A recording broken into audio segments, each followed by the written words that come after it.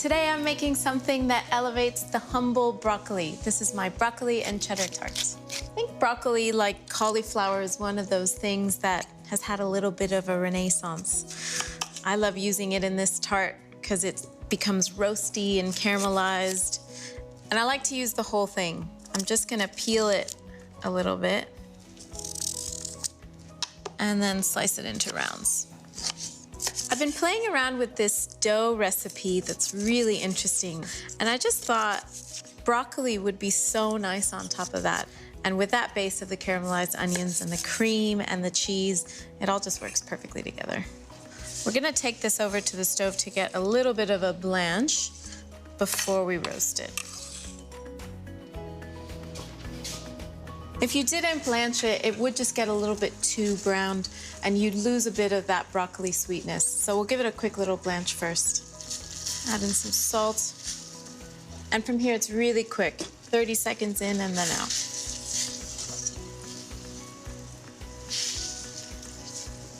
You see how it's just turned this deeper green color? That's what you're looking for. Once all the broccoli has that, we're just gonna scoop it out. So we'll just let it cool out at room temperature. Set that to the side.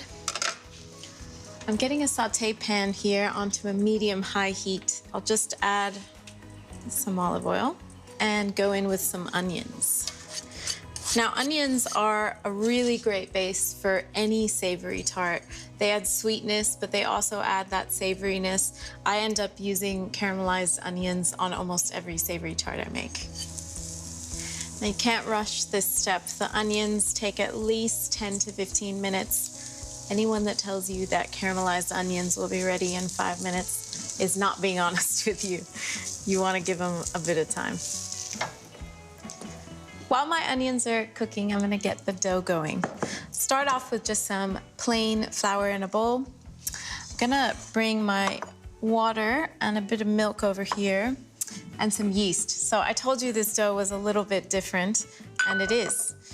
It's not your typical butter crust. It includes a bit of dried yeast, which gives you like a short crust texture. It's really interesting.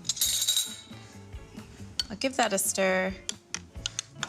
We're just gonna mix it up and press it into our pan, and we're ready to go.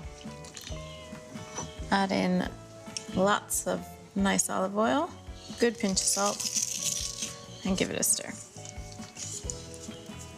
I'm not trying to knead it or activate any of the gluten in the dough. We want it to be like a short crust, which means really crumbly. So I'm just gonna mix it like that. It'll still look a bit uneven, but that's what you're looking for. Drop it into our tart shell. Floured hands, you're just gonna press this into place. Push it all the way to the edges and just kind of halfway up the sides a little bit. That's it. We'll cover it with a tea towel and put it in the fridge while we get together the other ingredients.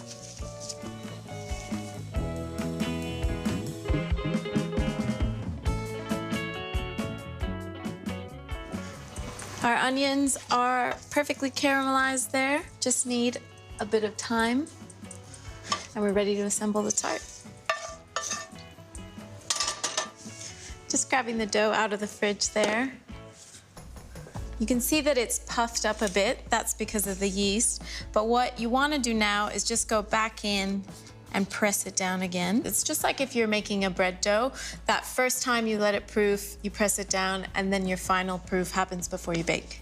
Next, we'll take those onions that we caramelized and spread them on the bottom. Try and spread them out evenly.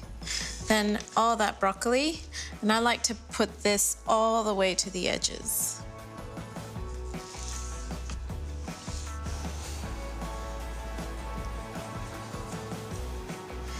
And some cream.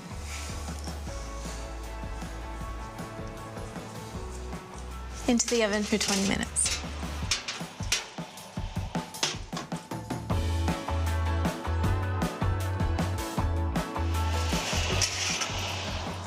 Halfway through the baking time, we add in the cheddar cheese. Get that back in to finish baking.